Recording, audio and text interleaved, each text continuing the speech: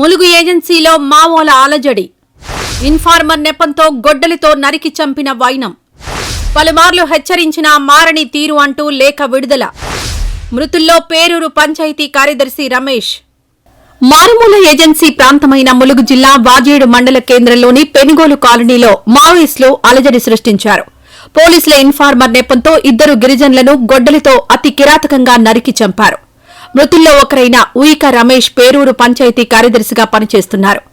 ఇదే గ్రామానికి చెందిన ఉయిక అర్జున్ అనే గిరిజన వ్యక్తిని కూడా సుమారు రాత్రి 11:30 సమయంలో సాయుధులైన 6 మావోయిస్టులు 2 గ్రూపులుగా విడిపోయి ఇద్దరిని ఒకే సమయంలో గొడ్డలితో నరికి చంపారు. ఉయిక అర్జున్ అక్కడికక్కడే మృతి చెందగా రమేష్ కొన ఊపిరితో కొట్టుమిట్టాడుతుండగా కుటుంబ సభ్యులు 108 సహాయంతో ఏటూరు నాగారం ప్రభుత్వ వైద్యశాలకు తరలిస్తుండగా మార్గమధ్యంలో మృతి చెందాడు. ఈ ఇద్దరు వ్యక్తులు కూడా పోలీసులకు ఇన్ఫార్మర్లుగా మారి గత కొద్ది సంవత్సరాలుగా మావోయిస్టు కదలికలను పోలీసులకు చేరవేస్తూ మావోయిస్టులపై దాడులకు కారకులయ్యారని, పలుమార్లు హెచ్చరించిన పద్దతి మార్చుకోకపోవడంతో హతమార్చడం జరిగిందని వాజేడు వెంకటాపురం ఏరియా కార్యదర్శి శాంత పేరుతో లేఖలో పేర్కొన్నారు. మావోయిస్టుల చేతిలో హత్యకు గురైన ఇద్దరు వ్యక్తులు అన్నదమ్ములు కావడం గమనార్హం. పోలీసులు కేసు నమోదు చేసి దర్యాప్తు చేస్తున్నారు.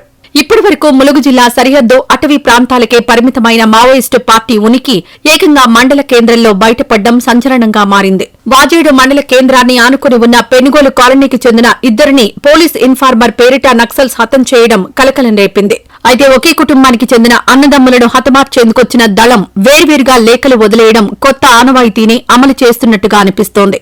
పంచాయతీ కార్యదర్శి రమేష్, అతని సోదరుడు అర్జున్ను టార్గెట్ చేసేందుకొచ్చిన మావోయిస్టు పార్టీ నక్సల్స్ వేర్వేరుగా లేఖలు వదిలి వెళ్లడం వెనుక ఉన్న ఆంతర్యం ఏంటన్నదే అంతు చిక్కడం లేదు. గతంలో టార్గెట్లను హతం చేసిన తర్వాత ఆ ఘటనలో ఎంతమందిని చంపితే వారి వివరాలను వెల్లడిస్తూ ఒకే లేఖలో వెల్లడించేవారు. కానీ వాజేడు మండల కేంద్రంలో మాత్రం మావోయిస్టులు అన్నదమ్ములను హతం చేసి వేర్వేరుగా లేఖలు వదిలేయడం గమనార్హం.